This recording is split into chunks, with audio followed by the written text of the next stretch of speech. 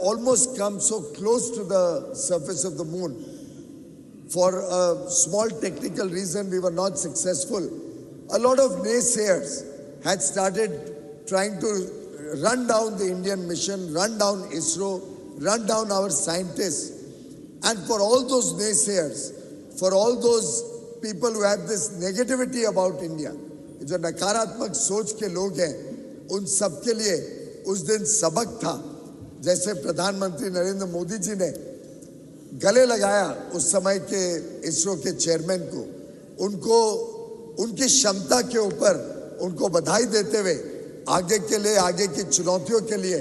उनको तैयार किया, उनको उनका आत्मविश्वास बढ़ाया, उनको प्रोत्साहित किया. मैं समझता हूँ वो जो चित्र है वो देश के 140 करोड़ लोगों के जहन में, उनके दिल में, उनके मन में बस गया है. और उस दिन के उस प्रोत्साहन को, उस दिन के माननीय प्रधानमंत्री नरेंद्र मोदी जी के वाक्यों को, जैसे उन्होंने पूरे जी जान से अपने जीवन का एक अंश बना लिया और अपने जीवन का मिशन पर आते हुए जिस प्रकार से आगे चले, इतने कम समय में उसके बाद चंद्रयान 3 का सक्सेस, G20 के थोड़े ही दिन पहले, मैं समझता हूँ पूरे देश के लिए बहुत ही गर्व की बात है. मुझे ध्यान है कि जयपुर में हमारी G20 की ट्रेड एंड इन्वेस्टमेंट मिनिस्टर्स की, वाणिज्य और निवेश के मंत्रियों की बैठक चल रही थी. बैठक 24 और 25 अगस्त को होनी थी. उसी की पूर्व संध्या पे 23 अगस्त को ये हमने सभी ने मिलके एक साथ जब मून लैंडिंग देखी चंद्रयान 3 की, जो गौरव हम सबको महसूस हुआ, जिस प्रकार से पूरा देश गौरवान्वित हो रहा था उस दिन, मैं समझता हूँ वो इतना इन्फेक्चुअस था, उसका प्रभाव विदेश से आए हुए मंत्रियों के ऊपर भी इतना गहरा था कि लगभग विश्व के सभी बड़ी ताकतों के नेता, सभी बड़े देशों के वाणिज्य और उद्योग से संबंधित, निवेश से संबंधित मंत्रियों ने अपने अपने भाषण में, हमारी मीटिंग में हर एक ने एक स्वर में भारत की तारीफ की, भारत की उपलब्धता को बहुत ही विशेष बताया, बहुत ही साइंटिफिक कम्युनिटी के लिए, हमारी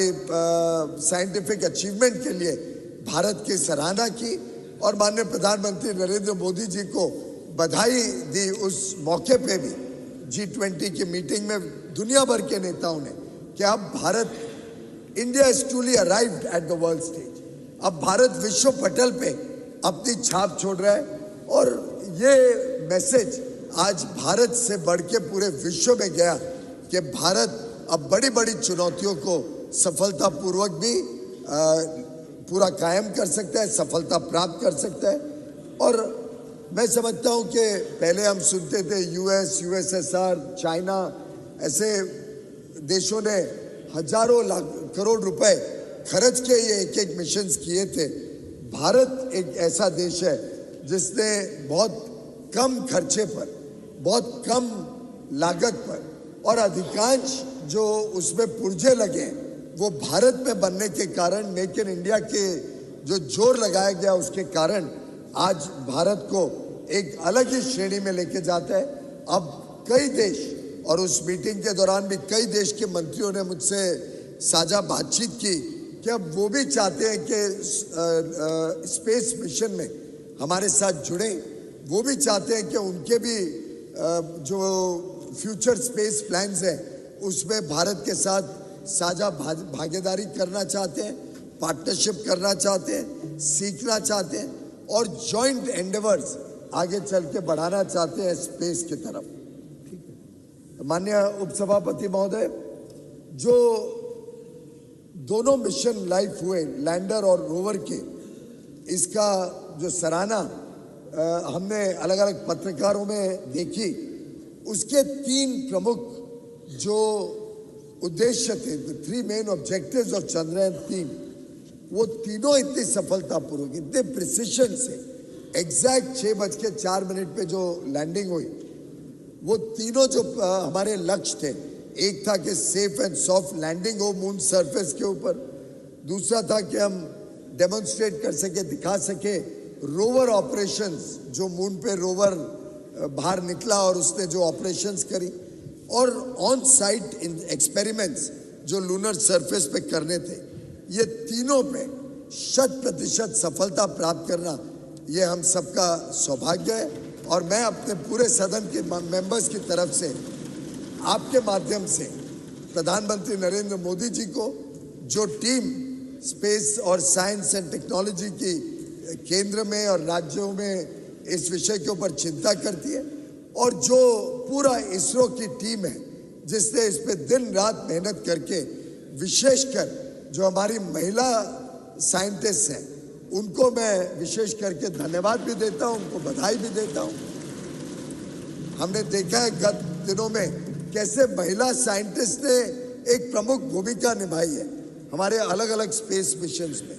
और ये महिला साइंटिस्ट आज वास्तव में भारत का गौरव बनी है। और मुझे लगता है हम उसका एक प्रकार से उनको धन्यवाद के रूप में तोहफा आज लोकसभा में, और उम्मीद करते हैं कि वहाँ से पास होके आज रात तक आ जाए, या तो कल राज्यसभा में हम जब महिला आरक्षण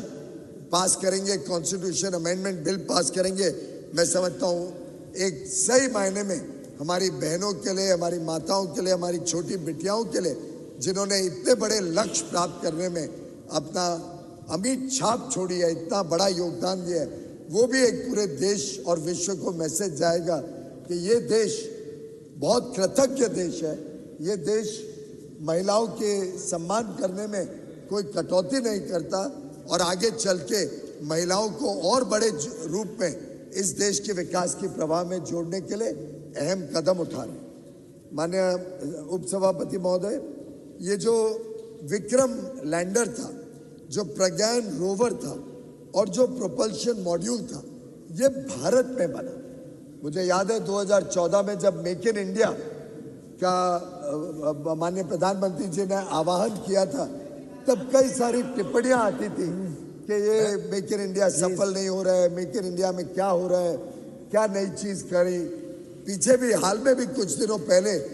एक नेता का बयान में पढ़ रहा था, जो एक प्रकार से बड़े ओछे शब्दों में, बहुत छोटे स्तर पर मेक इन इंडिया के मजाक उड़ाने की कोशिश हो रही थी। मैं समझता हूँ हमारे इस मिशन ने, चंद्रयान 3 ने और इसरो की कामयाबी ने एक पूरी तरीके से सिद्ध कर दिया कि भारत में बना हुआ सामान, भारत में बने हुए पुर्जे, भारत में बने हुए अलग अलग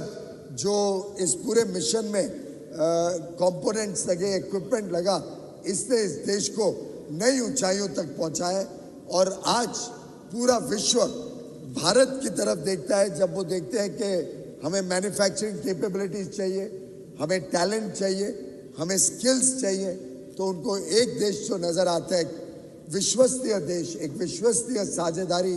में भाग लेने वाला पार्टनर, तो वो भारत है। और भारत के ऊपर आज विश्व की भी निगाहें टिकी हुई है, विश्व का विश्वास बना हुआ है। माननीय उपसभापति महोदय, अगर हम डिजाइन कैपेबिलिटीज देखें, तो जो डिजाइन कैपेबिलिटीज डेवलप हुई हैं चंद्रयान 3 के दौरान, उससे हमें आगे चल के बहुत लाभ होगा। और हमने अलग अलग तरीके से देखा है कि स्पेस टेक्नोलॉजी का लाभ भारत की विकास यात्रा में सिर्फ स्पेस नहीं, लेकिन हमारी लोकल डेवलपमेंट में भी बहुत बड़ी तरीके से लाभ देता है। जैसे कि माननीय सदस्य जानते हैं, आप भी भली बात ही आपने देखा है, पीएम गति शक्ति, ये क्या है? ये एक प्रकार से स्पेस टेक्नोलॉजी का इस्तेमाल करते हुए भारत के आधारभूत सुविधाएं, भारत के इंफ्रास्ट्रक्चर को और मजबूती देना, और गति देना, और प्रगति को तेज करना, उसका एक साधन है। पीएम गति शक्ति में स्पेस टेक्नोलॉजी इस्तेमाल करके अलग अलग लेयर्स ऑफ टेक्नोलॉजी, अलग अलग लेयर्स ऑफ डेटा जो तैयार किया गया, जो स्पेस से मैपिंग की गई, और इसका काम माननीय उप सभापति जी, प्रधानमंत्री जी जब मुख्यमंत्री थे, गुजरात के मुख्यमंत्री थे, आज से 12-14 साल पहले उनके मन में एक कल्पना आई थी कि स्पेस टेक्नोलॉजी का मैक्सिमम इस्तेमाल भारत में कैसे किया जाए, भारत कैसे लाभ ले सकता है स्पेस टेक्नोलॉजी का। तब उन्होंने बाइजैक नामक एक संस्था गांधीनगर में एस्टैब्लिश करी और वाइजैक के माध्यम से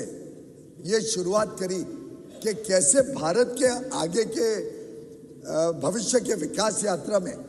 आधुनिक सुविधाएं और सफलतापूर्वक हम भारत को एक international centre for manufacturing, trade and business बना सके। लाखों करोड़ों लोगों को नौकरियां देने के लिए जो हम काम कर रहे हैं, उसके लिए स्पेस टेक्नोलॉजी का इस्तेमाल करने का जीता जागता उदाहरण अगर कुछ है तो पीएम गति शक्ति है। तो इस प्रकार से स्पेस से जो हम सीखेंगे, जो चंद्रयान-3 की उपलब्धियां होंगी, उससे आगे चल के भारत में जो इंफ्रास्ट्रक्चर डेवलपमेंट हो रहा है, भारत में किस प्रकार से आगे हमें क्रिटिकल मिनरल्स रिसोर्सेज पे काम करना है, अलग अलग तरीके से ये स्पेस का रिसर्च भारत को नई ऊंचाइयों तक लेके जाएगा। और मेरा विश्वास है कि इस उपलब्धि में हम सब मिलके जो आगे के बड़े एम्बिशियस प्लान्स हैं, जो योजनाएं हैं, जो हमारी दूरदर्शी सोच है देश की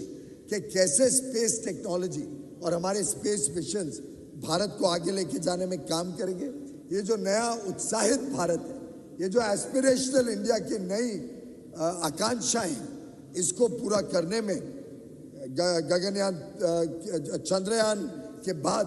आने वाला जो गगनयान मिशन है, जो लगभग 2024 में अनुमानित प्लान है, उसको भी हम कैसे सफल बनाएंगे, उसके लिए हम सब ने इसरो को